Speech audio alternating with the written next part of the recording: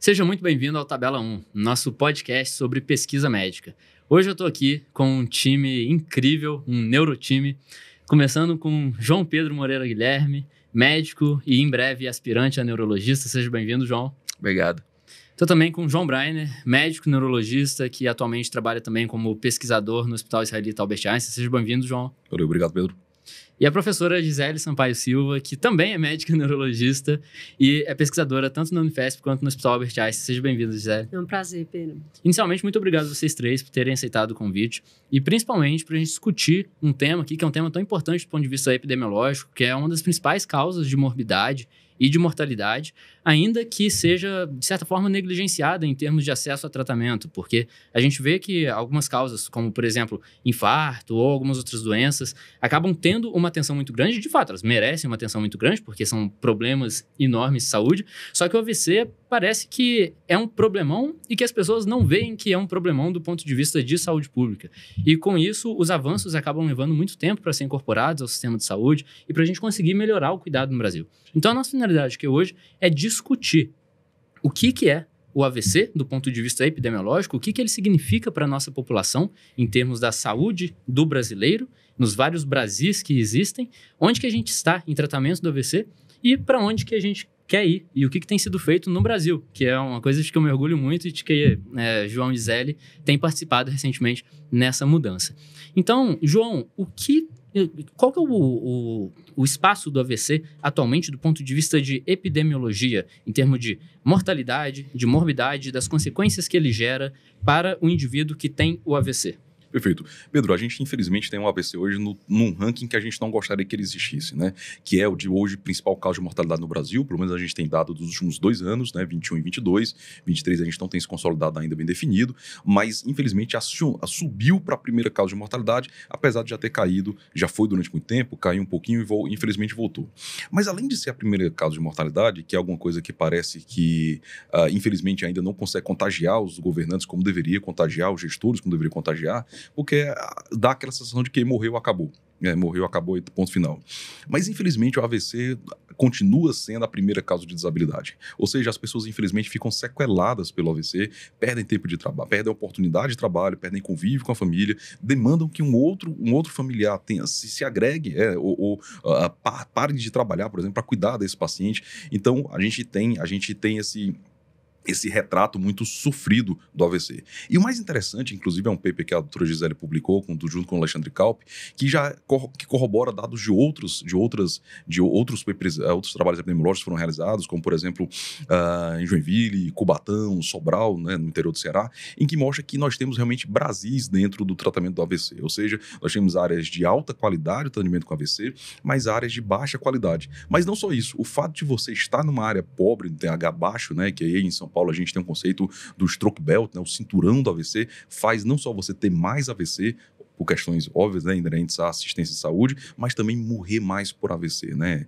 Então, a gente tem hoje não só um desafio do ponto de vista técnico, mas, sobretudo, um desafio do ponto de vista social. Então, lutar contra o AVC hoje é colocar uma espada à riste, no sentido de degolar uma doença que não só mata, mas que debilita e que ainda tem esse elemento social que aí exige da gente uma responsabilidade ainda maior. E, professora Gisele, por que as pessoas não têm acesso ao tratamento para AVC hoje no Brasil, pensando nesses Brasis que o João falou? Olha, Pedro, então, assim, se o João começou com as más notícias, eu posso começar com as boas, né? Então, o Brasil, ele é um modelo no tratamento do AVC em muitas circunstâncias, porque é um dos poucos países que tem o que a gente chama de uma linha de cuidado. Então, desde 2012, a gente tem a publicação de uma portaria que institui como é o cuidado do AVC no país, e a gente não tem isso para muita doença, né? Então, esse é um orgulho de várias pessoas que trabalham com isso há bastante tempo, de vários pesquisadores. E existia um pesquisador lá de Joinville, que o João citou, que falava o seguinte: quem tem dado tem ouro, e consegue negociar conhecendo aí a situação da doença. Então, a gente ainda tem um caminho muito grande para percorrer. Esse pesquisador se chamava Norberto Cabral. Infelizmente, a gente perdeu o Cabral num acidente de carro. Ele estava fazendo pesquisa, né? Então, estava indo visitar alguns pacientes de um projeto de pesquisa dele. Mas foi uma pessoa que trouxe para o Brasil a importância de você mapear os dados de AVC numa cidade por anos. Então, o projeto João Vasque é um projeto que tem uma liderança hoje muito forte, doutora Carla Moro, doutor Alexandre Longo, que seguiram com um trabalho bonito, começaram a trabalhar com o Cabral e seguiram nesse trabalho. Então, eles têm mapeado por anos todos os AVCs da cidade de Joinville. Então, esse é um exemplo de que a gente tem linha de cuidado, a gente tem trabalhos epidemiológicos, então a gente conhece aí a realidade do AVC, mas a gente poderia saber muito mais. Faltam os dados quando a gente fala em nível de país como um todo, né? E existe uma heterogeneidade muito grande aí no acesso ao cuidado, principalmente no cuidado agudo. Então, para o AVC, a gente sabe que é fundamental para o acidente vascular cerebral isquêmico as terapias de recanalização, tanto a trombólise endovenosa quanto a trombectomia mecânica. A trombólise endovenosa demorou 17 anos para começar a ser paga no SUS.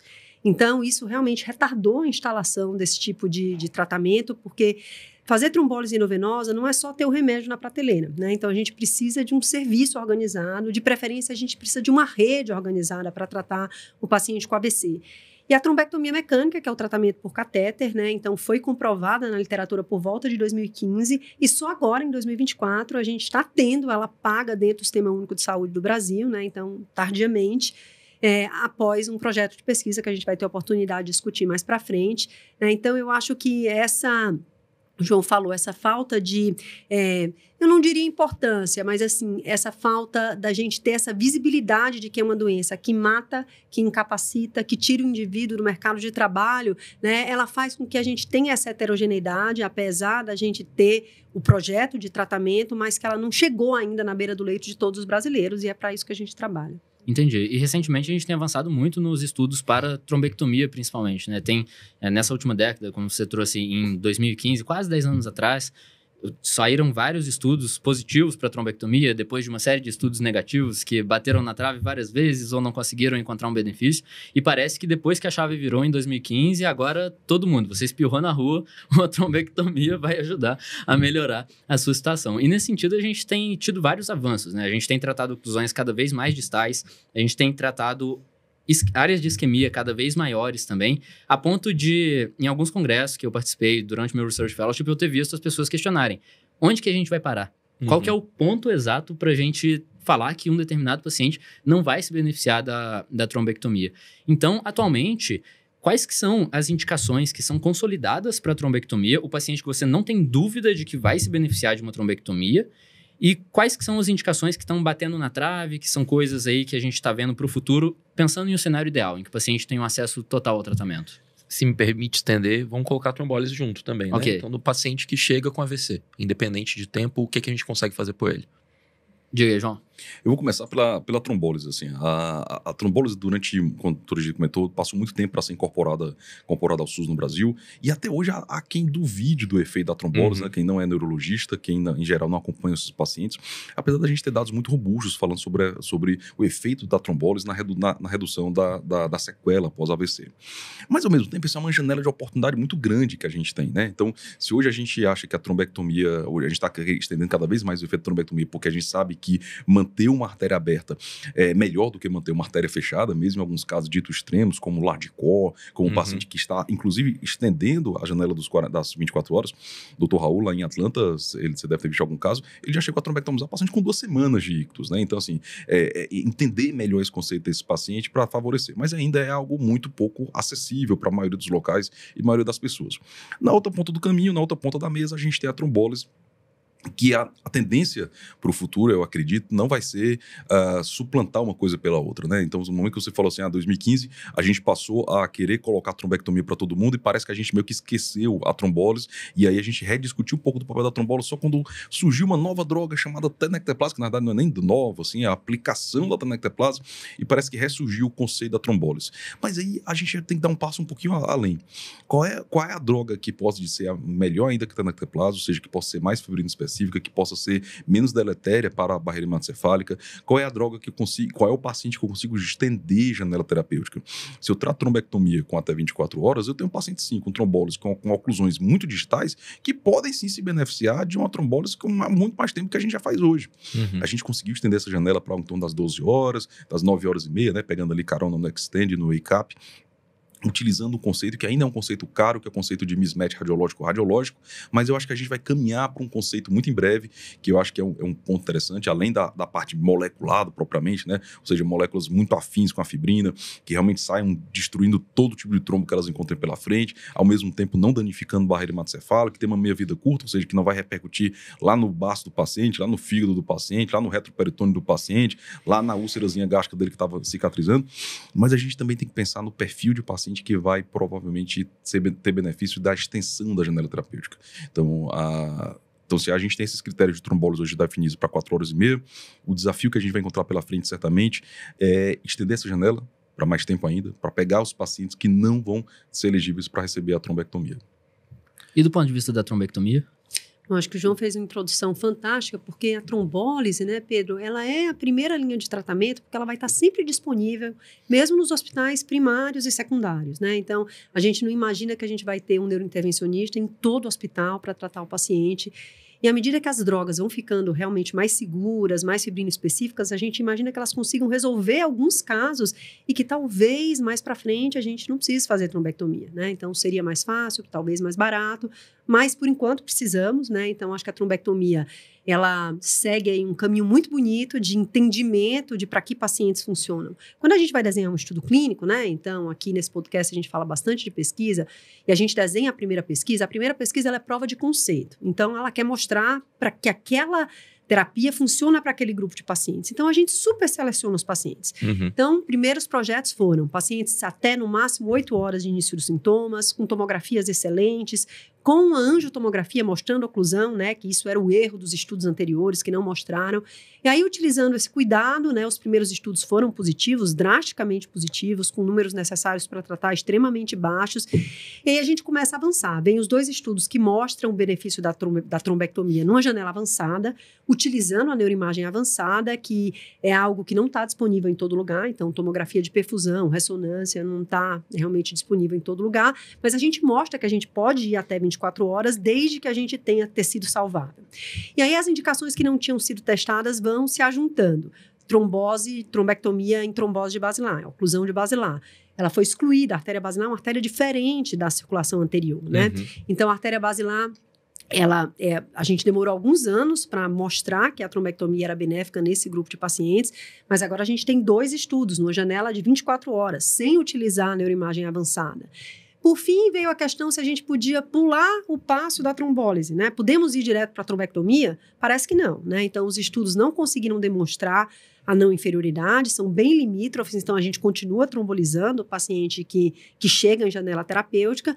E aí a gente chega no large core, né? Então, que são os AVCs com infarto, um core, né, de lesão grande. E aí a gente mostra que a trombectomia também é benéfica nesse grupo de pacientes. E aí o que vem para frente, que era a tua próxima pergunta, né? Quais são as lacunas ainda? Eu acho que assim como a gente mostrou que é benéfico para o large core, a gente precisa mostrar que é benéfico para o paciente muito leve. Porque a trombectomia tem suas complicações. Então, vale a pena eu chegar para um paciente que tem um NIH de 3, 4 e tem um grande vaso ocluído, né? Então, esses estudos eles estão em andamento. Em breve a gente vai ter resultados, né? A outra grande pergunta do ponto de vista técnico é que se a gente pode avançar para vasos mais distais. Quanto mais distal o vaso, então maior a dificuldade da gente sacar aquele trombo. Então, quanto mais tortuoso o vaso, também mais difícil. Então, são o que o inglês chama, né, de MIVO, as Middle Vessel Occlusions, que a gente também vai precisar aí demonstrar eficácia nesse grupo de pacientes. Eu acho que se eu pudesse escolher os 2 grupos assim que eu queria nos próximos 6 meses saber o que fazer, acho que seriam esses, né? Então, o paciente com NIH muito baixo e o paciente com oclusão mais distal. Outras perguntas virão, mas eu acho que essas são aí as mais prementes. Legal. E particularmente no caso das oclusões distais, tem uns 5 a 6 trials que estão com publicação esperada aí para 2028, 2029, né? Que não vão demorar muito e com sorte daqui a pouco a gente consegue tratar esse paciente. Em relação a esse trial especificamente, uma coisa que eu me questiono bastante, que eu gostaria de saber a posição de vocês, vocês acham que a escala de Rankine modificada é uma medida boa para você medir o potencial benefício da trombectomia, da trombólise, que quer que seja nesse paciente? Porque assim, o paciente que tem uma MIVO, por mais que, imagina, o paciente está com uma M3 e um NIH de 6, por exemplo, e aí se faz a trombólise, por exemplo, ele melhora para o NIH de 3. O paciente com NIH de 6 ou com NIH de 3, você espera que ele tenha um ranking de 1 a 2, né? Você não espera ver uma mudança massiva na distribuição dele ali na escala de ranking modificada. O que vocês acham do uso da escala de ranking modificada no caso desses trials? O ranking, Pedro, a gente tem pesquisado, eu publiquei junto com a doutora Gisele, a gente publicou recentemente um aplicativo gratuito, validado, hoje está sendo agora, inclusive, validado em Hong Kong, né? Está correndo a submissão dos comitês de ética de lá. A gente já está disponível em inglês, português, espanhol, vai estar disponível e já está disponível também em chinês, que está sendo validado em chinês, e chinês simplificado e o traditional, que eles chamam, né? E de uma forma para facilitar a aplicação do ranking. Quando a gente desenhou isso, a gente teve uma preocupação de não se restringir ao conceito do ranking motor, que é a publicação original, na verdade, do ranking. E a gente pegou escalas ampliadas do ranking, que na verdade são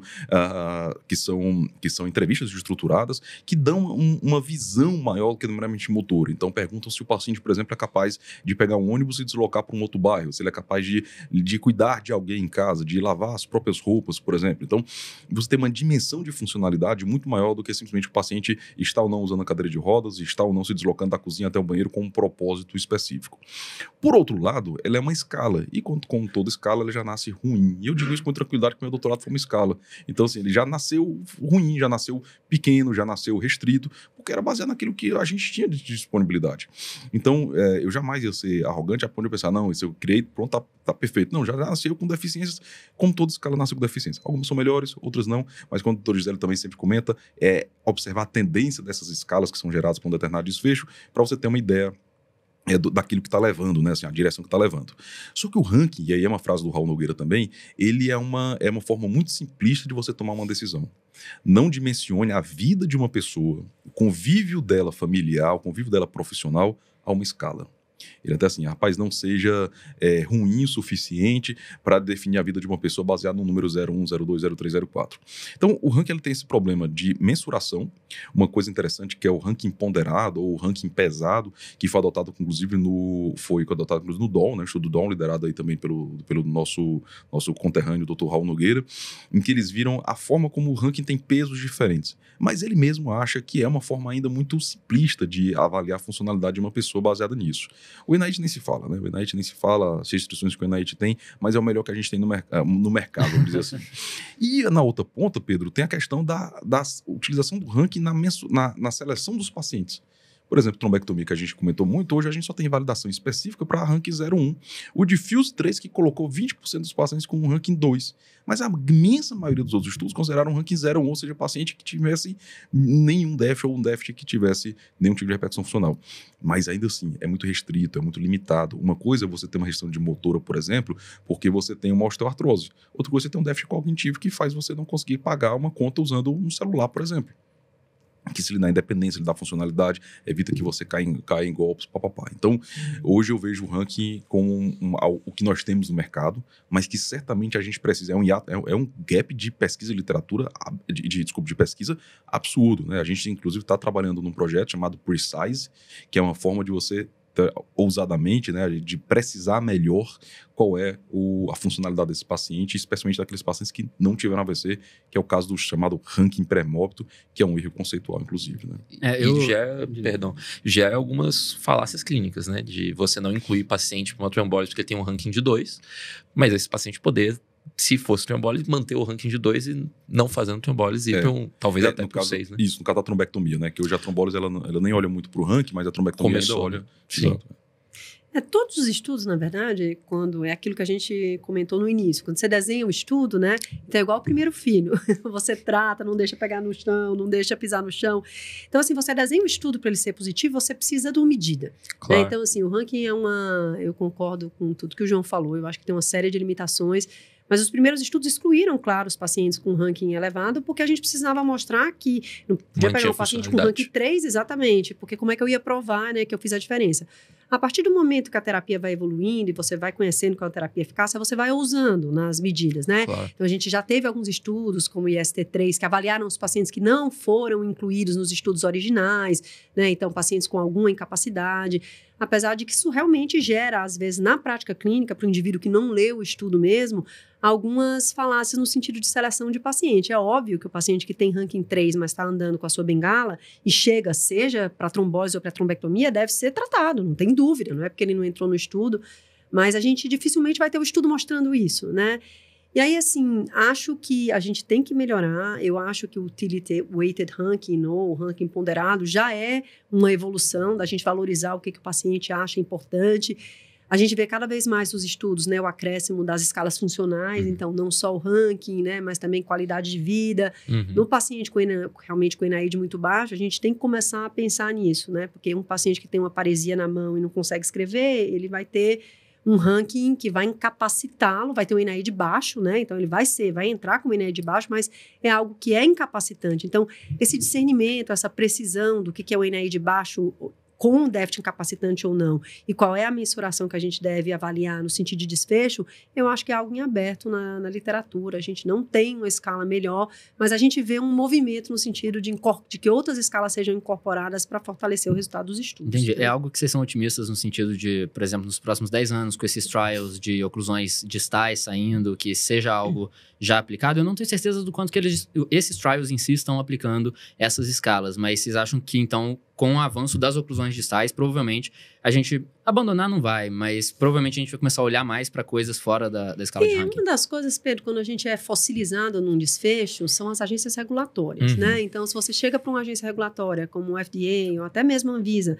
e você cria uma escala completamente nova, é muito difícil. Então, esse processo de transição, ele precisa existir na literatura. A gente precisa provar que a escala nova, ela tem uma mensuração melhor, então, que ela consegue medir déficit melhor. Então, eu acho que o ranking vai persistir por vários anos, né?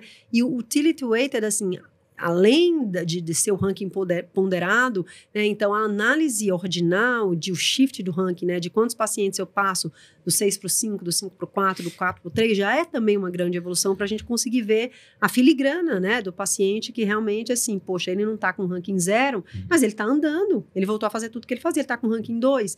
Nos trials, né, de trombólise, ele seria um fracasso, né, aquele paciente. Então, ranking 2, o desfecho da maioria dos trials de trombólise é 0-1 versus 2 para cima. Mas o doente que ia ficar 4 acamado e ficou com 2 e está andando e voltou a fazer tudo que fazia, né, então é óbvio que a gente tem que valorizar, né? Então, essa valorização do shift, né, então da mudança do ranking casela a casela, eu acho que ela já é uma evolução. Então, é por isso que eu digo, eu acho assim, a gente está evoluindo, os trials estão mudando, né? Então, as agências regulatórias, elas estão olhando para os novos desfechos, mas é um processo longo, a gente não vai ser da noite para o dia, né? Que alguém vai inventar uma escala e a gente vai, assim, abandonar o ranking, né?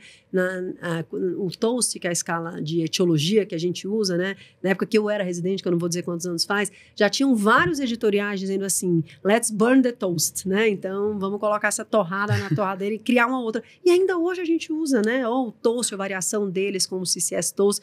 Então, eu acho que é um processo gradativo essa mudança de desfecho, mas eu acho que a gente precisa começar em algum ponto, né? Legal, legal. E o João trouxe um ponto aí que o uso do ranking pré-mórbido é um erro conceitual. E eu lembro que uma vez eu estava discutindo a análise de um artigo com alguns outros pesquisadores e eu levei justamente essa, porque eu falei que a gente só estava incluindo ali pacientes com ranking pré-mórbido até 2, e aí eu enviei a escala de ranking para uma pesquisadora que era quem estava respondendo a minha pergunta, ela não é da área de neurologia, entende muito de estatística, e aí ela falou, não, mas espera aí, como assim você está avaliando uma escala que compara o estado do paciente pós-AVC com como ele estava antes do AVC, sendo que esse paciente nunca teve um AVC, você está incluindo um monte de paciente que tem o primeiro AVC. E aí, eu que já estava no Research Fellowship, tinha uns 8 meses, eu olhei para aquilo e falei, não, espera aí, ela não é da área e ela tá me perguntando isso e eu tô fazendo pesquisa nisso aqui há 8 meses e eu nunca parei para pensar que o ranking compara o paciente com como ele estava antes de AVC na definição original. Então, junto com essas, né, informações que vocês trouxeram, mostra também a importância, assim, da gente não só entender bem os métodos de análise e tentar aproveitar ao máximo a informação, mas também entender as propriedades da escala, né? Sim. E o grupo de pacientes, porque eu acho que conforme essas coisas ficam muito difusas e todo mundo passa a usar, a gente adota as coisas às vezes como padrão e nem pensa antes de definir que aquilo ali vai ser o que a gente vai usar no nosso estudo, né? É engessado, né? Fossilizado, como o Dr. Gisele falou. Então, a gente não parou para pensar, não viu como foi que o ranking fez, uma publicação de um ranking, né? O melhor pacientes que tiveram AVC. E é uma coisa interessante, Pedro, porque falando assim, será que vai para oclusões mais distais? Oclusões mais distais vão dar déficits mais corticais, automaticamente menos déficits motores. Ou se der um déficit motor, vai dar um déficit motor mais restrito, ou seja, só um braço, só uma perna, etc. Então, até nisso, para avaliar o ranking vai ser ruim, porque o ranking originalmente foi feito para AVCs, principalmente eram AVCs na amostra inicial do ranking, eram pacientes mais graves, eram pacientes que tinham um déficit maior, eram os pacientes com oclusão proximal na época que não eram tratados, então eram pacientes que faziam faziam oclusão desde M1, iam queimando territórios mais profundos e automaticamente dando mais plegia. Então, por isso que ele nasceu muito motor.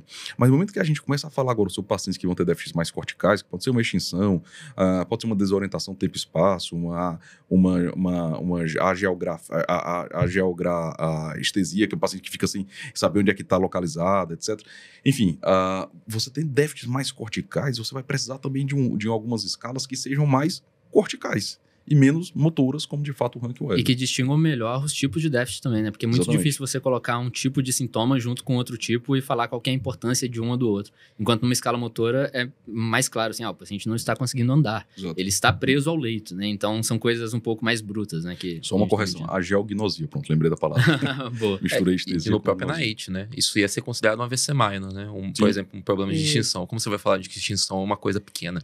Na verdade, a definição de AVC minor, assim, todos os estudos mais recentes levaram em consideração isso, que o AVC minor é aquele com INAID baixo, mas que não tem um déficit incapacitante. Então, assim, eu acho que a maioria dos investigadores e dos neurologistas ia considerar realmente uma hemionegligência um déficit incapacitante, uma fraqueza na mão, um déficit incapacitante, né? Então, é difícil dizer. Um déficit, ele pode ser... parecer não incapacitante, como uma paresia facial, e é óbvio que depende da profissão do paciente, né? Se a paciente for a Gisele Bündchen e ela tiver uma paresia facial, vamos dizer que é bem incapacitante. Então, levar isso no contexto do paciente, né? Isso é super importante. E no ranking, assim, com o projeto do João, a gente aprendeu muito como a gente realmente acaba internalizando alguns conceitos e usando de maneira automática sem pensar mais profundamente, né? Por exemplo, um dia ele chegou no ambulatório e falou assim, olha, definição de ranking 3 é um paciente que consegue se mobilizar de um cômodo de outro para casa sem ajuda. Então, me fala, um paciente que tem uma paraparesia e usa uma cadeira elétrica, mas consegue fazer tudo porque tem força no braço, eu posso classificar como ranking 3? Ele faz tudo. Ele consegue ir, ele consegue se movimentar, ele é independente para suas atividades de vida diária, mas ele é paraparético, não consegue ficar de pé, né? Então, assim, são perguntas que eu acho que mais sutis, que quando a gente aplica o ranking de maneira automática e a gente vê um paciente numa cadeira, a gente daria automaticamente um 4 para esse paciente, né? Sim. Então, essas situações são importantes de serem pensadas, né? Legal. Agora que eu acho que a gente discutiu bem o contexto atual e essas limitações e para onde que a gente está vendo o caminho da pesquisa em AVC nesse momento, vamos vir um pouco para a nossa realidade aqui no dia a dia, colocando o pé no chão no Brasil. Você, João, está trabalhando em UPA recentemente, certo? Sim. Como recém-formado aí, aguardando a vaga na residência. Chegou um paciente para você e você suspeita que esse paciente tem AVC. Qual que é o seu primeiro pensamento?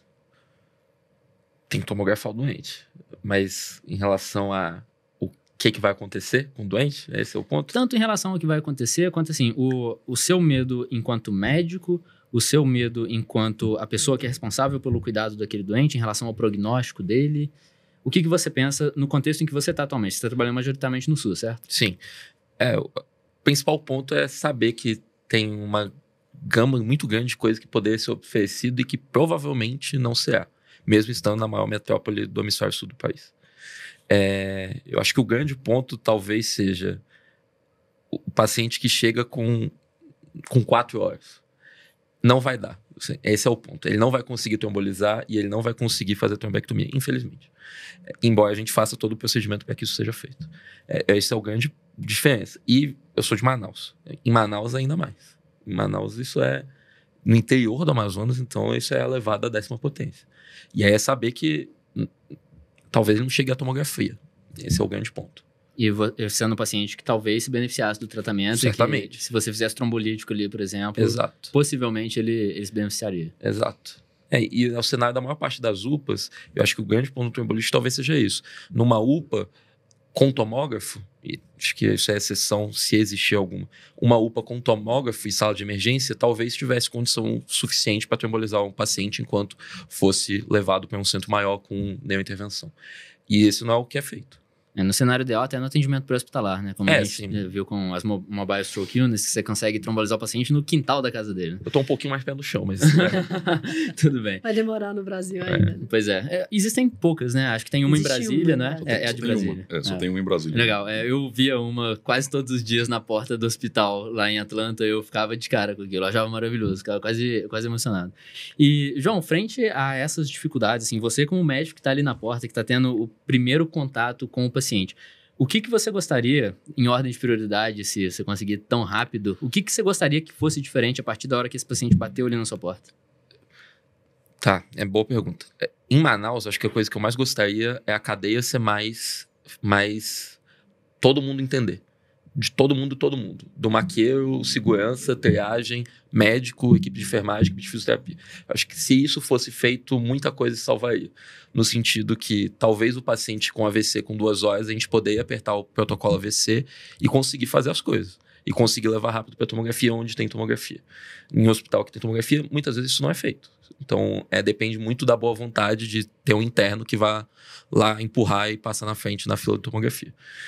Em São Paulo, eu acho, pelo menos nos locais onde trabalho, isso é muito mais... tem um entrosamento melhor nesse sentido. Eu acho que o principal ponto é o tempo de transporte para tomo. Isso, sem dúvida. Assim, no estágio de nível secundário, UPA, pré-hospitalar, esse é o grande ponto. Isso considerando que o paciente vai ter que ir para outra unidade. Isso. E aí o tempo que seria desde você acionar até eles buscarem, transportar, chegar lá, fazer o exame e tudo mais. Muitas UPAs, talvez que em Manaus não é assim. Então, em São Paulo, a maior parte das UPAs tem um hospital ao lado, que é de referência. Por exemplo, tem uma UPA que eu trabalho que você consegue, se você for um protocolo AVC, você consegue levar diretamente, sem falar nada. Só chega lá e coloca. Nem todas, mas algumas são assim. Outras você precisa de ambulância, mas você consegue ambulância rápido porque tem uma ambulância lá. E você conseguiria fazer assim. Se a tomo fosse mais fácil, talvez isso funcionaria melhor. Entendi. Pelo menos para ser trombolizado enquanto se consegue o restante. Legal. E você, João, como especialista que vai ver esses pacientes, às vezes depois da emergência, o paciente teve um AVC, ele foi tratado na fase aguda, ficou internado, e às vezes é um paciente seu, né, de neurologia geral, que você já estava vendo antes, ou então às vezes te procurou justamente porque teve um AVC e agora tem que ser manejado, tem que ser acompanhado. Esse paciente, você como especialista, o que você vê que são os principais problemas no manejo dele aqui no Brasil? Certamente o tempo de início de atendimento, a forma como a gente prepara esse paciente ou zela para as primeiras horas, né? Lembrar que trombólise é só a ponta do iceberg, a trombectomia é a pontinha do iceberg no tratamento desses pacientes. 90%, 95% dos pacientes hoje no Brasil não recebem nenhum tipo de terapia de reperfusão, né? Então esse número já foi pior, hoje é em torno de 90%, 95% na verdade. Nos Estados Unidos você tem algo em torno de 75%, 80% dos pacientes que não recebem, mas esses pacientes eles precisam ter zelo em relação ao controle de pressão, temperatura, glicemia, cabeceira, screening de disfagia, por exemplo. São medidas simples que muitas vezes não são feitas. Então, se você pega um paciente com stroke minor, um AVCzinho pequeno, como eu tive um caso recente na família, um AVC, um NIT de 4, por exemplo, o paciente tinha apenas uma desartria, mas a equipe queria ajudar. Então, em nenhum momento a gente achou que a equipe estava errada no sentido de má conduta, muito pelo contrário, quiseram ajudar, mas alimentaram o paciente. Sem fazer um screening, vindo que ele estava desastre, sem fazer um screening para disfagia mínimo antes, e aí o paciente faz uma pneumonia broncoaspirativa, faz uma sepse, piora a função renal, o que seria de uma internação de 2, 3, 4 dias, vira uma internação de quase 3 meses. Então, essa filigrana, esse detalhe do atendimento inicial, que eu acho que certamente é muito importante, que falta muito. Isso depende de algumas coisas, depende de treinamento, depende de equipe engajada, depende de protocolos institucionais, não só publicados, não adianta só publicar o protocolo, mas ele tem que ser muito bem azeitado entre a equipe. Todo mundo tem que estar no mesmo barco em relação ao AVC, né? Interessante. E você, professor Gisele, do ponto de vista de acesso, do que em um cenário ideal esse paciente conseguiria fazer versus o que ele não vai conseguir aqui, mesmo tendo o melhor médico, a melhor unidade, no contexto do Brasil, o que você vê que poderia ser melhor? Olha, Pedro, vou voltar para o começo da nossa conversa, né? Então, tanto o João citou o trabalho sobre AVC aqui em São Paulo, que a gente fez já faz mais de 10 anos, mapeando a mortalidade por AVC na cidade. Então, tem uma dicotomia muito grande. O Brasil são vários Brasis, né? Então, se a gente olhar para o sistema privado, a maior parte dos hospitais, nem todos, mas tem um sistema de reconhecimento, de tratamento rápido, onde a gente não vai deixar a desejar nenhum país do mundo, né?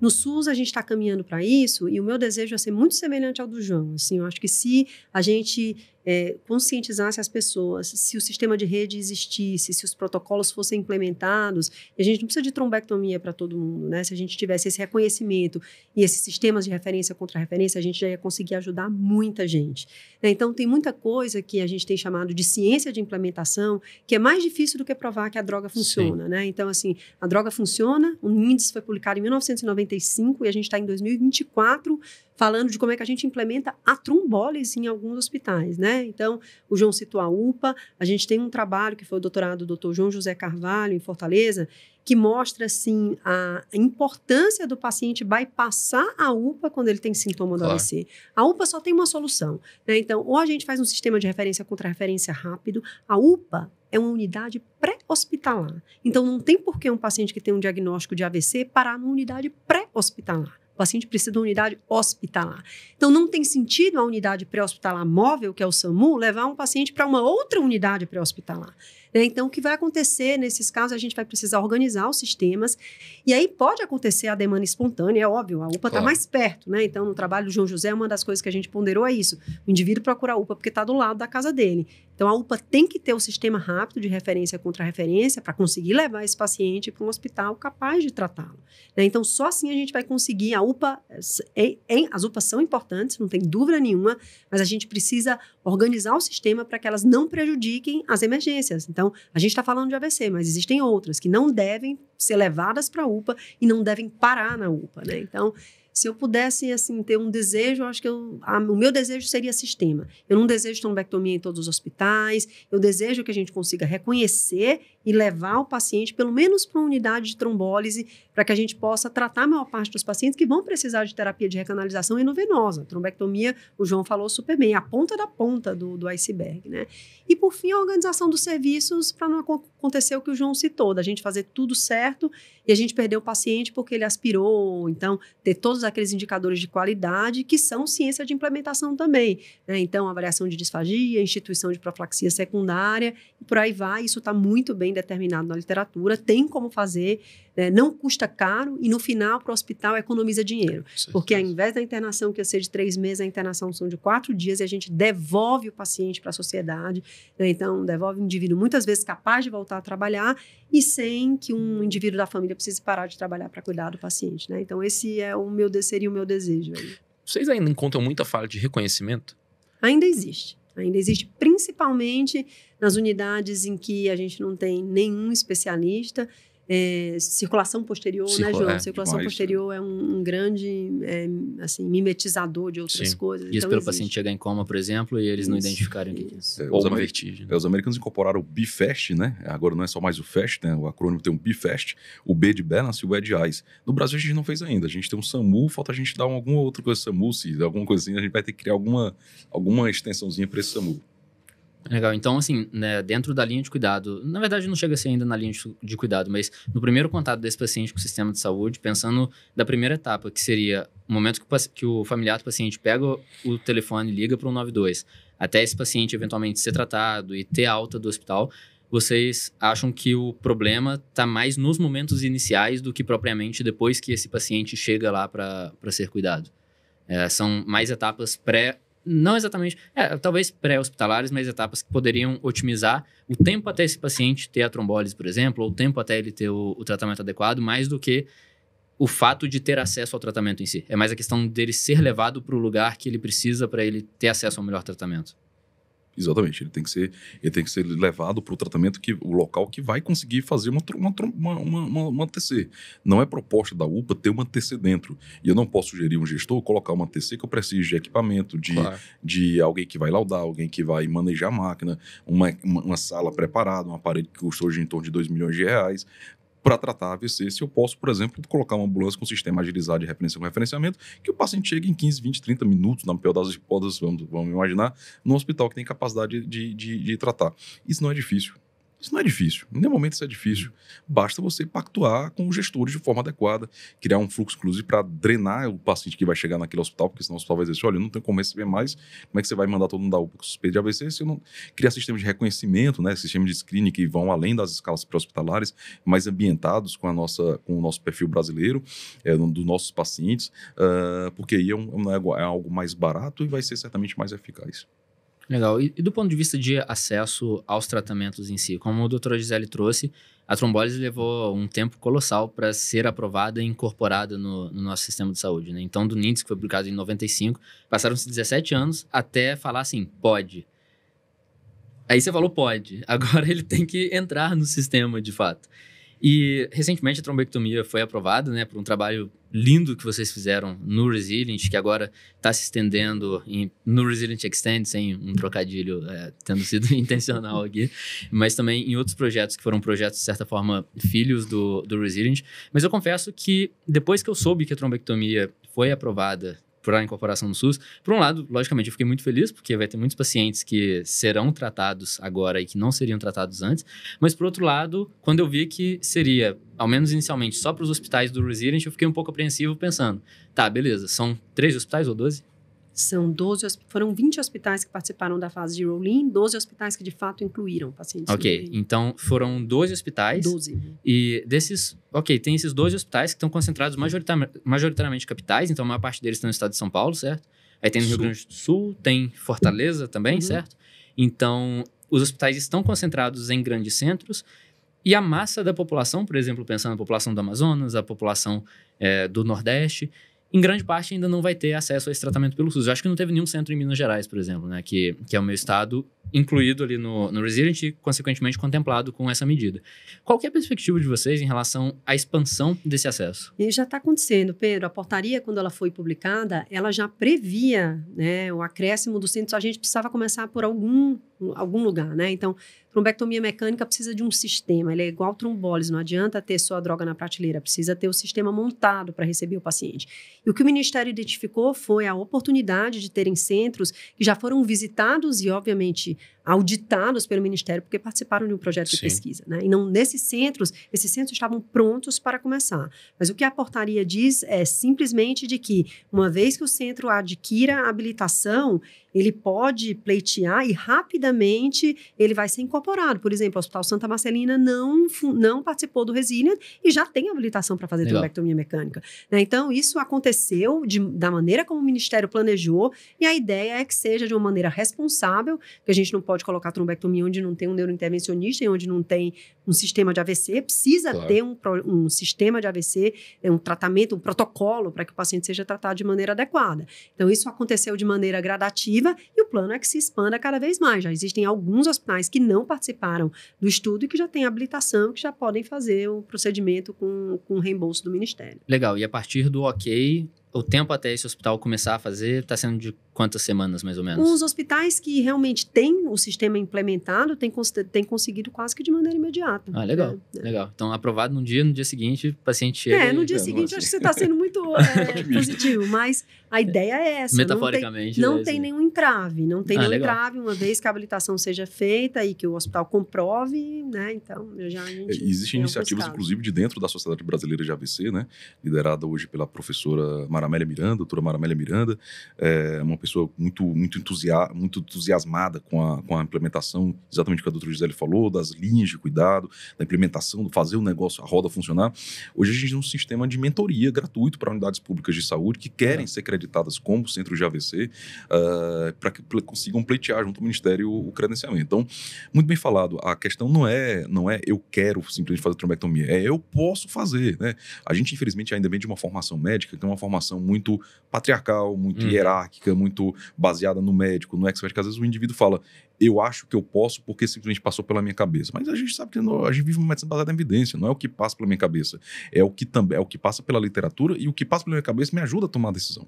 Então, quando eu falo, eu não vou fazer trombectomia no meu hospital, mas peraí, o seu hospital estava bem organizado, estava bem azeitado, né? Então, na época do Resilient, hospitais do Brasil inteiro foram visitados, pessoas se dispuseram a treinar equipes locais para fazer que o negócio, que a rede funcionasse, né? Que o negócio andasse.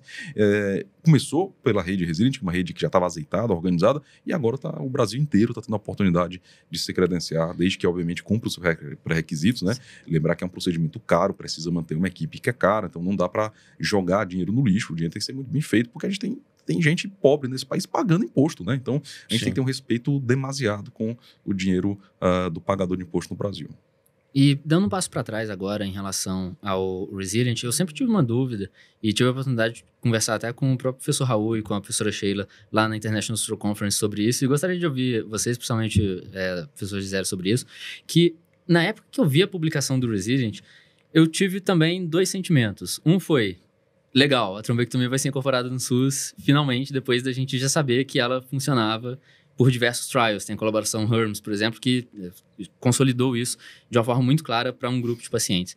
E então eu fiquei feliz, mas por outro lado, eu me senti um pouco confuso por olhar e pensar aquilo, tipo... Essa pergunta já não foi respondida? Exatamente.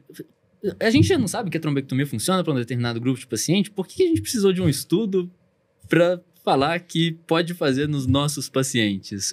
Como que foi você estando dentro da organização, que deve ter visto esse processo de dentro? Não, vamos lá, acho que essa é uma pergunta quase existencial, porque você imagina que a gente passou por vários dilemas para montar o estudo. Então, contando um pouquinho dos bastidores e do histórico do Resilient, a gente tinha desenhado um estudo de trombectomia mecânica antes das publicações de 2015, e ele já se chamava Resilient, porque a gente imaginava que a gente ia precisar de muita resiliência. Em 2015, quando os estudos saem positivos, né, então a gente como sociedade e a Sheila, Raul, como líderes do projeto, propõe ao Ministério da Saúde um registro, um grande registro, onde a gente começasse a ter um registro brasileiro de trombectomia mecânica e a gente fizesse uma avaliação de qualidade, de se realmente, de fato, o procedimento pode ser realizado com segurança dentro da realidade brasileira. E a resposta foi um grande não muito redondo, dizendo, olha, esse procedimento só foi testado em países de alta renda, a gente não tem nenhum estudo sequer em país de média renda, a gente tem uma população mais vulnerável, a gente tem um treinamento de neurointervencionista diferente, a gente tem salas de hemodinâmica que às vezes não tem como fazer um 3D, são salas com equipes diferentes, a gente tem um pré-hospitalar diferente. Será que esse paciente chega? Será que você tem esse paciente, de fato, chegando na janela terapêutica? E chegando, você tem um neurointervencionista para tratar e tratando a tua população mais vulnerável, ela vai se beneficiar. Então, o Ministério realmente propôs a realização do estudo, arcou com a realização do estudo, foi um estudo que foi financiado pelo Ministério, a gente teve a doação só dos catéteres, né? E no momento do desenho do estudo, Pedro, a gente... do ponto de vista ético, se sentiu muito tranquilo de incluir os pacientes, uma vez que aqueles pacientes não estavam sendo tratados de maneira alguma. Então, no momento que eu dava a ele a oportunidade de entrar no estudo, ele tinha 50% de chance de ser tratado. Enquanto se ele não entrasse, a chance era zero, porque nenhum hospital estava fazendo, nenhum hospital SUS estava fazendo de maneira rotineira. Então, foi aprovado em todos os comitês de ética sem nenhum problema, uma vez que não era uma terapia disponível, né? E eu acho que o estudo foi importante porque ele cessou, né, com a pergunta, né, desse tipo de terapia em países de baixa e média renda, né? Então, a eficácia é tamanha e há alguns investigadores que falam que o New England publica sempre o primeiro, o melhor ou o último.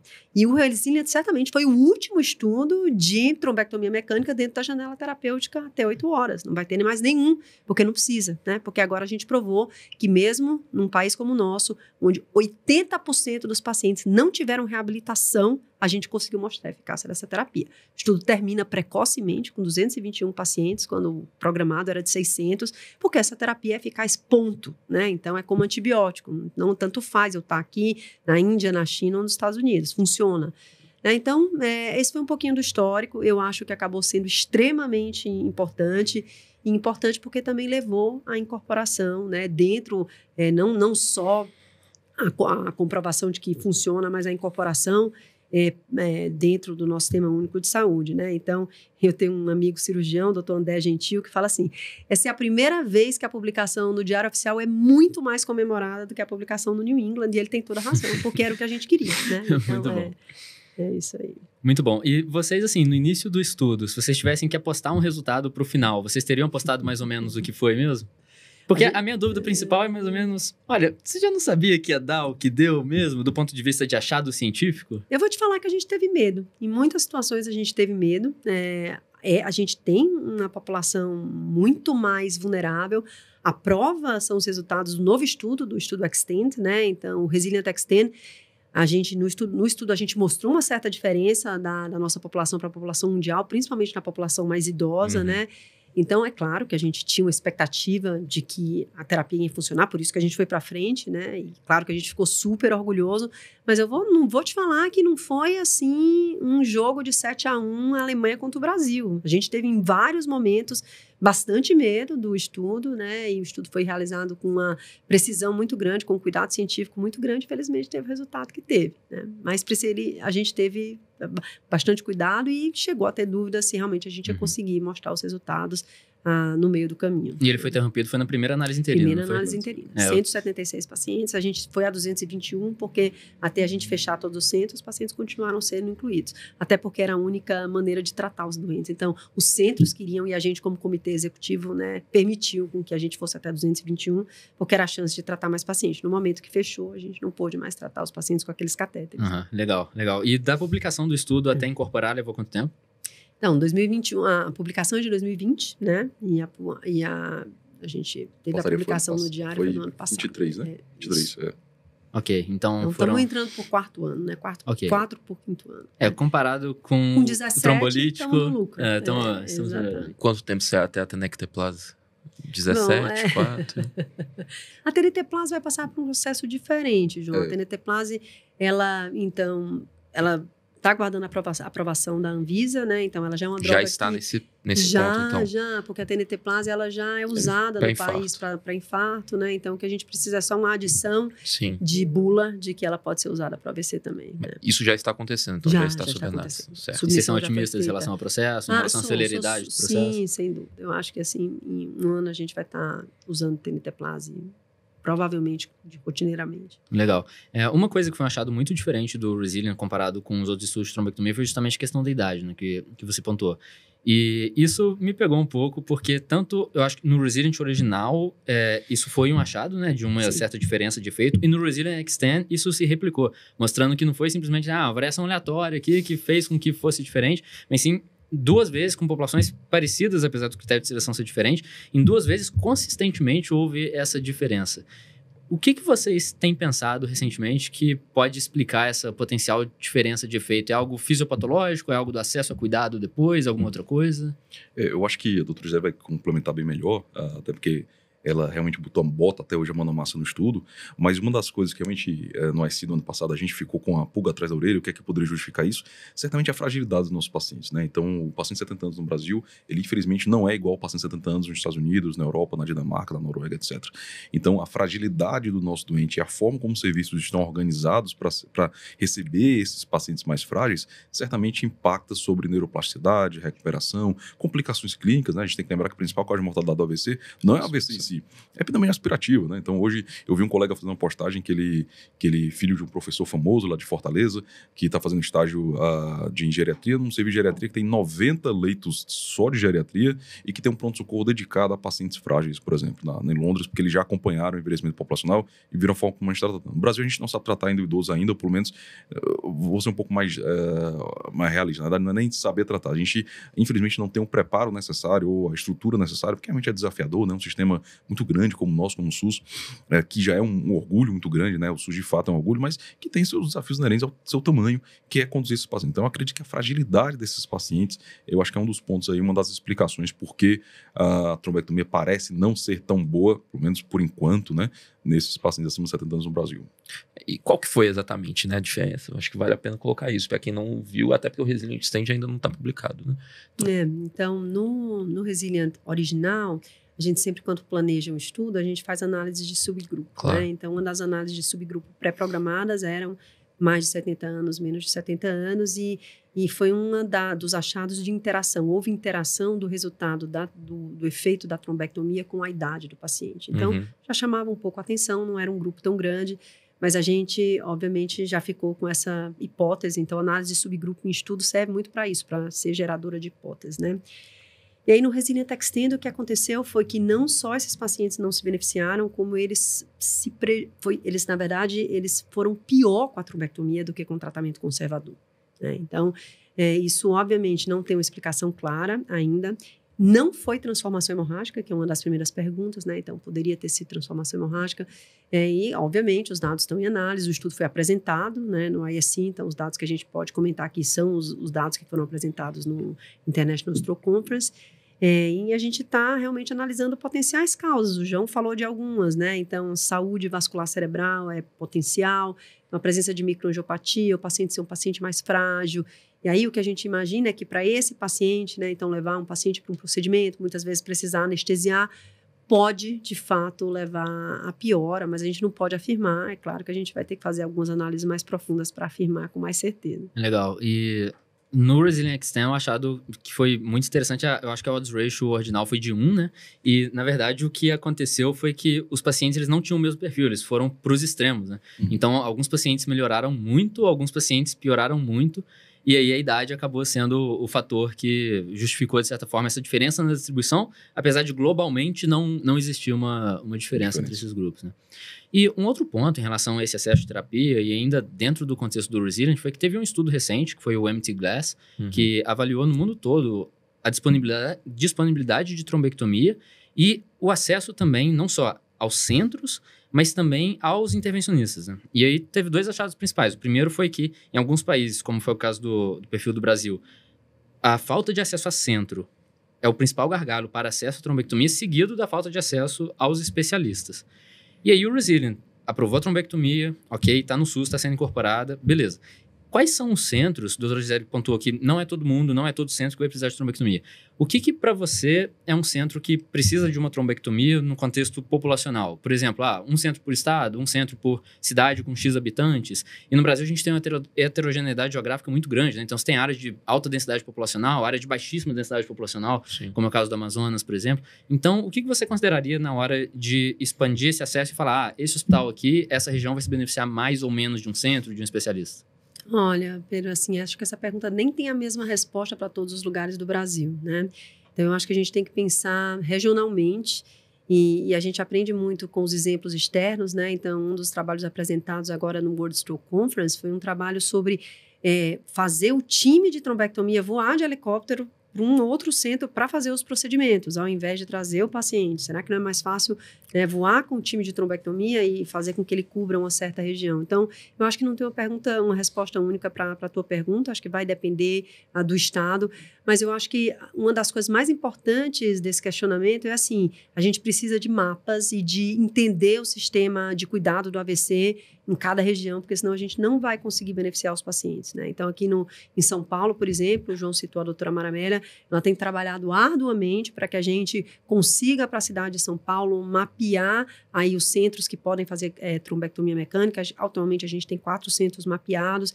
Então, a gente, na Unifesp, o Hospital São Paulo, o Hospital das Clínicas, que já está fazendo pelo SUS, o Hospital Santa Marcelina e a Santa Casa de Misericórdia. Pode ser que isso não seja suficiente, se a gente fizer realmente um sistema de referência contra referência tão bom. São Paulo é uma cidade que cobre 20 milhões de pessoas, né? Então 400 podem não ser suficientes. Então, eu acho que a gente, inclusive, precisa começar a trabalhar essas cooperações públicas-privadas, porque os serviços de trombectomia nos serviços privados, às vezes, são subutilizados. Então, por que não, né? Então, ter esse tratamento pago pelo SUS e devolvido o paciente para o Sistema Único de Saúde, usando só aí a sala de trombectomia e o serviço de hemodinâmica. Então, eu acho que são muitas maneiras de pensar a organização do serviço, eu acho que vai variar bastante de cidade para cidade, de estado para estado, mas esse cálculo precisa ser feito, né? E precisa ser feito junto com os gestores, né? Junto com os especialistas locais, para que a gente consiga esse mapa, né, de atendimento ao AVC de região por região. Então, a descentralização talvez seja o primeiro passo para a gente conseguir resolver o problema do acesso. Claro, sem dúvida, né? Então, a resposta para cá não é a mesma resposta do Rio Grande do Sul, não é a mesma resposta de Fortaleza, e um exemplo super bonito recente foi o Piauí, que não fazia pouquíssimo e que agora tem um sistema super organizado e conseguiu mapear aí meio que o estado como um todo para tratamento do paciente com AVC. Legal. E aí o João terminou a residência de neurologia dele, voltou para o Amazonas, virou governador do estado e agora tem que desenhar os fluxos de trombectomia lá. No estado gigante como o Amazonas, que deve dar 2 Minas Gerais talvez, e tem ali Manaus, que é de onde você veio, e várias cidades espalhadas. O que você faria e o que você observa que são aí potenciais gargalos no tratamento desses pacientes com AVC? Tem várias questões, né? O Amazonas é do tamanho do Reino Unido, França, Espanha e mais algum país junto. Talvez a Alemanha, somados. E tem uma cidade, né, com trombólise, que não tem trombectomia. Então tem algumas questões. Me parece que o principal ponto é conseguir colocar, e na questão de regionalizar, lá isso ser muito visto de acordo com a calha do rio, a tomografia. Então, na calha do Rio Negro, na calha do Rio Jurá, e a partir dos locais com tomógrafo, o serviço e nesse caso, necessariamente por via aérea, né, para levar para Manaus ou nesse serviço ter trombólise disponível, né? Mas certamente muito pouco provável que consiga intervenção nos próximos 20 anos. Sou um pouco pessimista, mas eu acredito pouco provável. E aí, a partir daí, sim, então, um paciente em Tabatinga, que é uma cidade no interior do Amazonas, na fronteira com Colômbia e Peru, uma cidade que deve ter menos de 100 mil habitantes, mas que tem um tomógrafo. Tem pouco tempo, tem um tomógrafo. E aí faz a tomografia, e talvez consiga fazer a trombólise lá, e a partir daí você tem uma ida para Manaus, um voo de 2 horas, um pouco menos de 2 horas, e a partir daí fazer o estudo avançado, trombectomia, se for o caso. Me parece que esse é o principal caminho no Amazonas, por exemplo. Mas, acho que é um ponto. O Rizinint, por exemplo, não tem centro da região norte, se não me falha a memória. E aí é a maior zona geográfica do país, com muito pouca representatividade nos estudos, e que questões que o próprio Rizinint Extend coloca faz sentido se pensar se lá vai ter o mesmo sinal. Né? O problema semelhante seria... Deixa eu fazer uma provocação, Pará, Pedro, uma rápida provocação. Você falou das Mobile Stroke Ambulance, né, ou Stroke Units, desculpe, que em Atlanta tem muito, né, mas esses estudos até agora eles não conseguiram provar uma superioridade importante. Certamente, o Melbourne mostrou que recanaliza mais quando você faz muito precoce, mas não mostrou superioridade em nenhum local. Né? Por outro lado, a gente tem um certo efeito teto, porque os pacientes, eles em geral, nos Estados Unidos, por exemplo, tem o IMS bem descentralizado, privado, que você consegue, o paciente aciona, tem N ambulâncias disponíveis, ele chega rápido. Mas se a gente colocasse uma stroke unit dessa numa ambulância em Manaus, versus o tratamento tradicional. Tratar o paciente no Rio. Né? No Rio. Tirando a questão do tomógrafo ficar reto, seria um desafio, né? Imagina. A imagem vem com o artefato ondulado. Né? Treina o boto para fazer a administração do trombolítico, né? Mas imagina, nesse tipo de cenário, certamente seria um estudo positivo. Todas as angiotecs com disecção de artérias tortuosas. Não angiotecê, mas pelo menos uma TC... Sim. Para ali, bota uma, sei lá, desce uma âncora, faz um negócio ali, estabiliza. E ter o serviço, né? Ter o serviço de direcionamento depois, que atualmente não tem. Que é também ter o acesso ao especialista, né? Atualmente vocês têm quantos intervencionistas lá acessíveis? Eu não sei. Eu sei que na quarta-feira tem intervenção no SUS. Geralmente embolização de aneurisma. Na quarta-feira. Entendi. Então, se tiver sorte, ou o azar. Entendi. Mas um ponto, aproveitando isso, e de ambulâncias e cenários não ideais. Num cenário ideal, digamos que a gente está em águas internacionais, então regulação não é um problema, você pode ter todas as drogas possíveis. E um paciente tem um AVC na sua frente, e o tomógrafo está na mesma sala. O que é feito para o paciente, no cenário ideal? No cenário, bom, a gente ainda precisa da tomografia, né? Se a gente for ser futurista, talvez a gente tenha um biomarcador, como existe a troponina, para definir se AVC é isquêmico ou hemorrágico. Tem bastante gente trabalhando com eletroencéfalo, com a identificação rápida. Mas tendo a tomografia, então, o que a gente precisa fazer a tomografia o mais rápido possível. A trombólise, a gente sabe que no caso do AVC isquêmico, o número necessário para tratar cai de 14 para 2, 3, a gente trata na primeira hora e meia. Então, era por isso essa grande expectativa com as ambulâncias com tomógrafos, né? Porque quanto antes a gente recanaliza, maior a chance de benefício clínico, né? Não só de recanalização, né? E é isso, assim, eu acho que uma das coisas que vem sendo estudadas mais recentemente é a levada direto desse paciente para a mesa de angiografia e realização do paciente com INAID alto, realização da trombólise dentro, né, dentro da sala de angiografia e uma angiografia subsequente para eventualmente a trombectomia mecânica direta. Então, existem alguns estudos que estão avaliando isso, de levar direto. Existe um estudo que chama We Trust, que inclusive está aqui no Brasil, o grupo do HGF de Fortaleza tem participado.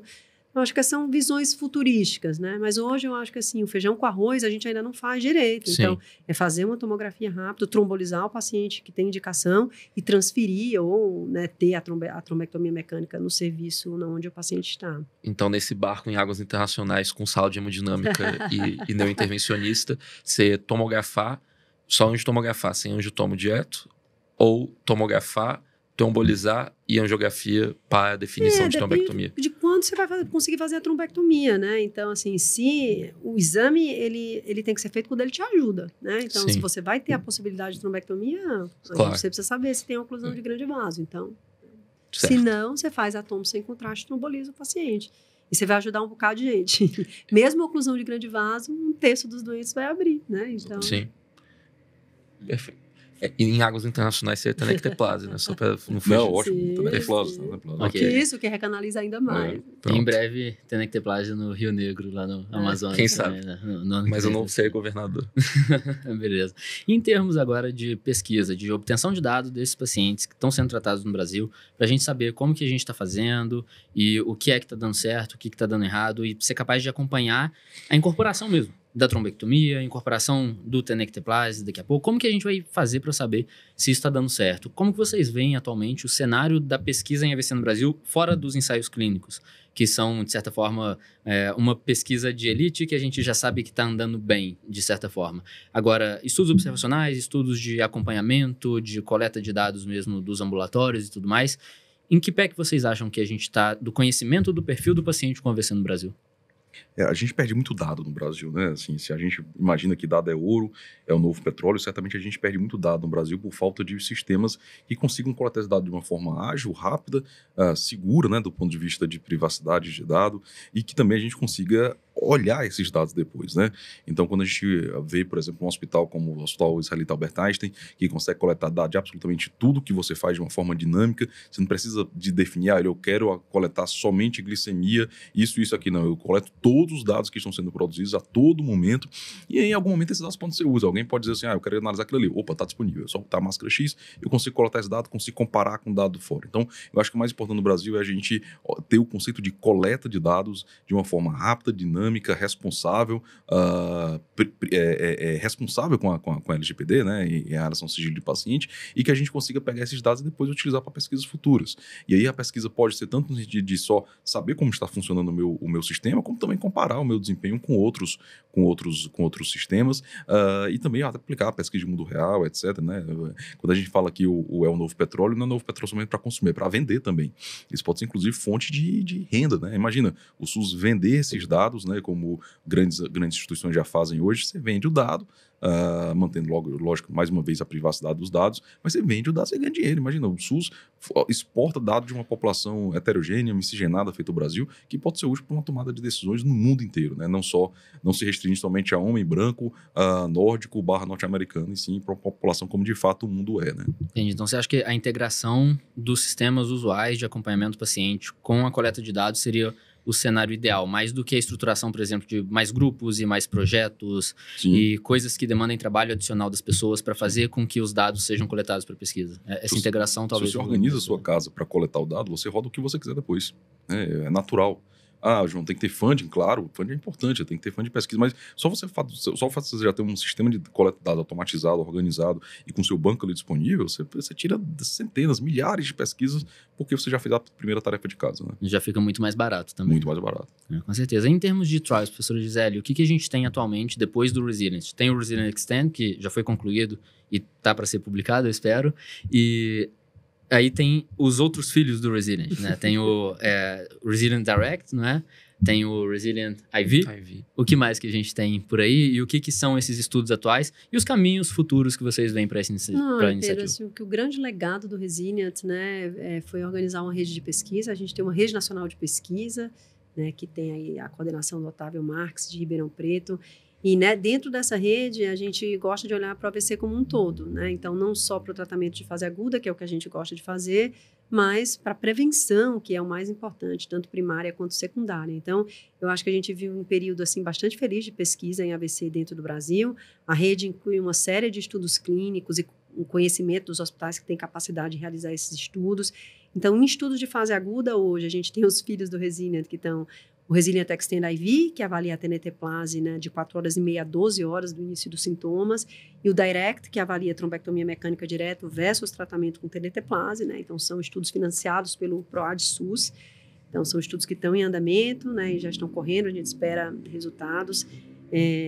Fora isso, acho que a gente tem dentro da Rede Nacional de Pesquisa alguns projetos super importantes, e um dos mais, eu sou suspeita para falar, porque eu sou a investigadora principal desse estudo, juntamente com o Dr. Otávio Berruang, que é o chairman internacional do estudo, era nacional, agora está morando fora, que a gente avalia níveis pressóricos, o nível pressórico ideal pós-AVC. É o né? Optimal. Então, é o Optimal Stroke, um estudo que tem 4.368 pacientes incluídos em 30 centros brasileiros, também financiado pelo PROAD SUS, né? Fora o Optimal, a gente tem alguns estudos Um dos estudos mais importantes apresentado pela professora Sheila no World Stroke Conference no ano passado é um estudo que chama PROMOTE, que esse é um estudo de prevenção primária, onde a gente está avaliando o efeito da polipílula junto com o aplicativo, que é o riscômetro de AVC, na prevenção de eventos cardiovasculares maiores numa população de médio risco, né? Então, são exemplos, eu acho que, de estudos que estão dentro da Rede Nacional de Pesquisa. A gente tem o estudo Trident, que é um estudo colaborativo com o Craig Anderson, da Austrália, avaliando a redução de nível pressórico no paciente pós-AVC hemorrágico, né, na fase mais crônica. Então, eu acho que a gente está num cenário muito feliz de estudos clínicos no Brasil, alguns estudos de indústria também correndo, como, por exemplo, estudos de fator 11, né, dos inibidores de fator 11, acontecendo em vários centros brasileiros, que mostram a pujança da nossa pesquisa, a nossa possibilidade de testar novas terapias, como o João muito bem referiu, numa população que é uma população multiétnica, né? Então, não é uma população extremamente homogênea, como a população chinesa, né? E de grande importância para o nosso país, de ter esse tipo de terapia testada na nossa população. Isso avança a ciência, isso traz verba, porque pesquisa clínica a gente não faz sem financiamento, né?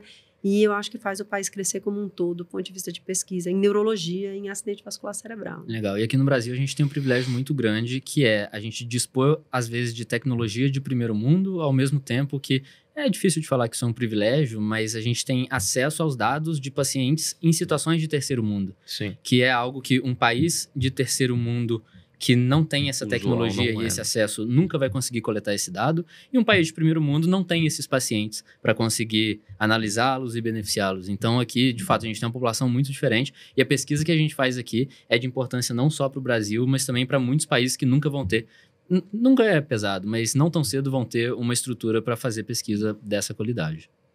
Muito obrigado pela presença de vocês, foi muito bom conversar e entender um pouco mais sobre o contexto atual da pesquisa para AVC no Brasil e do cuidado desses pacientes. Eu, com certeza, vou reassistir esse episódio quando eu começar a tratar meus pacientes com AVC, e até para revisar e ver o que já avançou até ali. Porque até eu começar a tratar, de fato, meus pacientes, eu espero que bastante coisa tenha mudado. Eu espero já poder tratar esses pacientes com TNK, eu espero já poder ligar para o intervencionista para tratar uma oclusão um pouco mais distal. Então, eu estou muito feliz com... Um pouco mais de tempo. Com um pouco mais de tempo também. Então, eu estou muito feliz com os avanços que a gente teve. Além de agradecer a vocês aqui por comparecerem no episódio do podcast, eu tenho que agradecer pelo trabalho que vocês fazem, porque é algo que realmente muda vidas no país todo.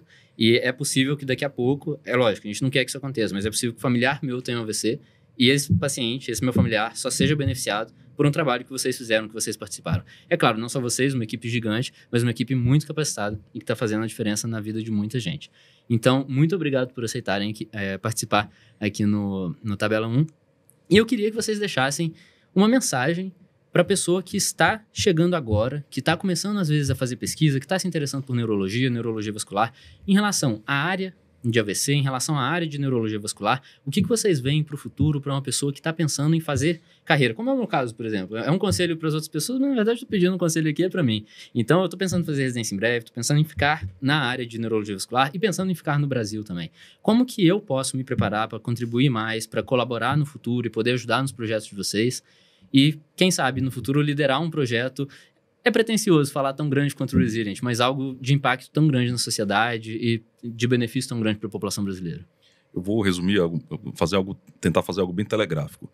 Pesquisa melhora você como médico, melhora você como gestor, melhora você como cidadão, melhora você como pessoa, como humano. Porque faz você tentar resolver problemas que acontecem todos os dias, especialmente no desafio que é o SUS, olhar para aquelas pessoas que precisam, não só do medicamento, mas de como aplicar esse medicamento. E faz você ter disciplina, que é necessário para você estudar e se tornar um bom profissional. Então, a gente que gosta de fazer pesquisa, a gente é mordido por aquela abelhinha que faz a gente gostar de pesquisa, é porque eu acho que é isso, mistura um monte de coisa. Você consegue ser melhor profissional, melhor cidadão, melhor como ser humano, porque você está fazendo algo que está dando respostas para as pessoas. Olha, Pedro, eu acho que esse podcast foi muito feliz no sentido de mostrar, né, como a gente evoluiu em acidente vascular cerebral nos últimos anos. E para quem está começando, né, eu acho que uma mensagem é que existem degraus. Então, acho que você começa entendendo o papel da pesquisa, né, encontre um bom mentor. Eu acho que ter um bom mentor é algo fundamental para você se iniciar bem aí na pesquisa. faça as perguntas corretas, né? Então, é óbvio que você não vai começar a tua vida acadêmica com um estudo randomizado controlado, né? Então, saber fazer uma boa descrição de caso, uma boa coleta de dados prospectivos, depois um dado... você pode fazer um estudo de coorte, por aí vai. Então, claro que existem vários caminhos, mas eu acho que as principais dicas são isso, assim, escolha um tema que você goste, né? Em neurologia, não só acidente vascular cerebral, a gente é suspeito para falar, e o João, porque é algo que evoluiu muito, mas tenha um bom mentor. Eu acho que uma mensagem super importante é trabalho em equipe. A gente não faz absolutamente nada sozinho, né? Então, você falou muito bem, eu e o João, a gente está falando aqui hoje, mas a gente representa uma série de pessoas que trabalharam para esses projetos serem feitos e acontecerem. E uma das coisas melhores em pesquisa é a gente trabalhar com essas pessoas, porque elas são maravilhosas. A gente aprende com elas absolutamente todos os dias. E eu acho que isso gera uma sensação de retribuição, né? Então, você trabalhar com o que você gosta e realmente sentir que você está conseguindo mudar a vida de pessoas é algo super profundo. Existem muitas maneiras de mudar a vida de uma pessoa. Você pode mudar a vida de uma pessoa sendo médico e tratando ela de maneira correta, mas eu acho que com a pesquisa você tem um alcance enorme, né? Então, você muda a vida de populações. Então, acho que eu sou suspeita para falar. Como o João disse, fui mordida por esse bichinho da pesquisa há muito tempo atrás. Acho que ele ainda está voando aqui na sala. Isso, e eu acho que quem gosta, a gente tem aí só a recomendar. Acho que é um período muito feliz de pesquisa, especificamente em neurologia, em acidente vascular cerebral, no Brasil e no mundo todo, né? Para quem não quer ficar aqui, eu acho que existem possibilidades de cooperação e eu acho que as pessoas devem buscar fazer o que gostam. Legal. E é muito bacana ver a colaboração de vocês, ver um time tão coeso. Não só vocês dois, que são, no caso, uma mentora e um mentorado, você foi orientadora do doutorado do João, certo? E, assim, não só da relação de vocês dois de mentor e mentorado, mas também da colaboração toda dos pesquisadores em AVC aqui no Brasil. Eu vejo que vocês são um time muito coeso. E não é uma coisa assim, existe o meu grupo, e aí existe o grupo do Otávio, e o grupo da Sheila, e o grupo... Não, vocês são um grande tanque de guerra que vai se movendo, assim, e... É lógico, mover o tanque, virar ele para um lado, virar para o outro, logicamente é muito mais pesado que você virar uma moto, só que vocês estão sempre indo na mesma direção. Eu acho isso muito legal. E é interessante porque eu vejo que eu estou conversando com você aqui e daqui a pouco, por exemplo, se eu encontrar o professor Otávio, eu sei que vocês vão estar participando em grande parte dos mesmos projetos. Então, que as coisas que eu aprendo aqui vão ser assunto para eu conversar com ele daqui a pouco. E aí, se eu aprendo uma coisa com ele, aí eu volto, eventualmente encontro outras pessoas. Tá todo mundo junto. Isso é muito legal. Não ter essa fragmentação e ter um esforço bem coordenado aqui no Brasil. Então, novamente, parabéns pelo trabalho e muito obrigado por vocês terem aceitado o convite para participar aqui do Tabela 1. Para você que está assistindo, espero que você tenha aprendido bastante em relação ao cenário atual do tratamento do AVC aqui no Brasil. A gente pôde trazer várias realidades diferentes e entender tanto do ponto de vista do João, que é médico recém-formado e está trabalhando agora no pronto atendimento antes de entrar na residência em... Quase, hein? Marquei o X certo. Calma lá, rapaz. Antes de entrar na residência em neurologia. Então, tanto do ponto de vista do João, e que vem também lá do Amazonas, né, que conhece uma realidade muito distinta da realidade que eu estou acostumado, quanto do ponto de vista do João também, mas agora João Breiner, quanto da professora Gisele, que são neurologistas, especialistas e que veem esse paciente, às vezes depois do atendimento agudo, e que vão manejar esse paciente e que, além disso, estão envolvidos já diretamente na pesquisa, que é a pesquisa que define como que o paciente com AVC isquêmico é tratado no Brasil. É um impacto muito grande. João, suas últimas palavras agora e obrigado também aí pela participação. Agradeço pelo convite, sempre um prazer. Daí para ficar aqui assistindo no estúdio sem problema nenhum, que ficaria igualmente feliz. Acho que o principal ponto é que esse tanque de guerra continue resiliente, com perdão do trocadilho. Muito obrigado, pessoal. Até o próximo episódio.